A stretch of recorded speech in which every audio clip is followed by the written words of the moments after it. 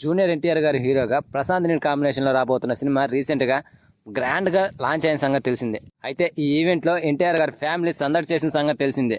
ఇక ఎన్టీఆర్ గారు 31 అనే వర్కింగ్ టైటిల్తో రిలీజ్ డేట్ను ఒక పోస్టర్ను రివీల్ చేశారు. ఆ పోస్టర్ను ఒక్కసారి గమనిస్తే ఈ సినిమా స్టోరీ అర్థమవుతుంది. మరి ఈ కాంబినేషన్లో రాబోయే సినిమా స్టోరీ ఏంటో తెలుసుకునే ముందు కొత్తగా నా ఛానల్ని చూస్తున్న వాళ్ళు ఎవరైనా ఉంటే ప్లీజ్ లైక్ షేర్ సబ్స్క్రైబ్ ఏదో ఒకటి కొట్టండి ఫ్రెండ్స్ ప్లీజ్. సో ఇక మ్యాటర్లోకి వెళ్తే ఎన్టీఆర్ 31 అండ్ రిలీజ్ డేట్ను అనౌన్స్ చేస్తూ ఒక మ్యాప్ లాంటి పోస్టర్ను రిలీజ్ చేశారు. ఆ మ్యాప్ను ఒకసారి గమనిస్తే చైనా, భూటాన్ దేశాల పేర్లతో పాటుగా 1969 గోల్డెన్ ట్రయాంగిల్ అనే అంశాలు కనిపించాయి. సో ఈ పాయింట్స్తో మనకి క్లారిటీగా అర్థమైన విషయం ఏంటంటే 1969 నాటి గోల్డెన్ ట్రయాంగిల్ బ్యాక్డ్రాప్లో ఈ సినిమా స్టోరీ ఉండబోతుందని తెలుస్తోంది.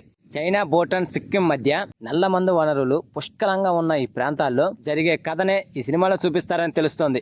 గోల్డెన్ ట్రయాంగిల్ అనేది ఈశాన్య Myanmar, north west Thailand, north లావోస్లో విస్తరించి ఉన్న ఓ పెద్ద ప్రాంతం.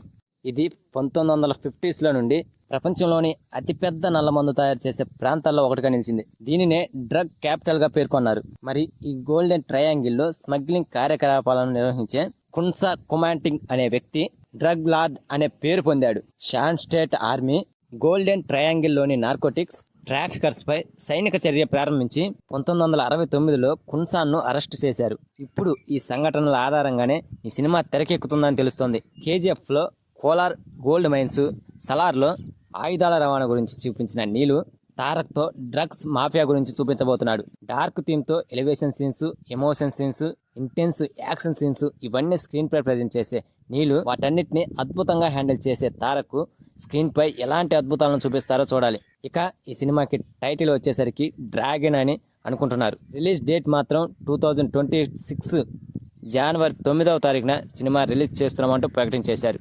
ఇప్పుడు అలానే అంటారు, ఆ టైం వచ్చేసరికి పోస్ట్ పోన్ అవుతుంది. మరి చూడాలి అనుకున్న టైంకి రిలీజ్ చేస్తారో లేదో అనేది.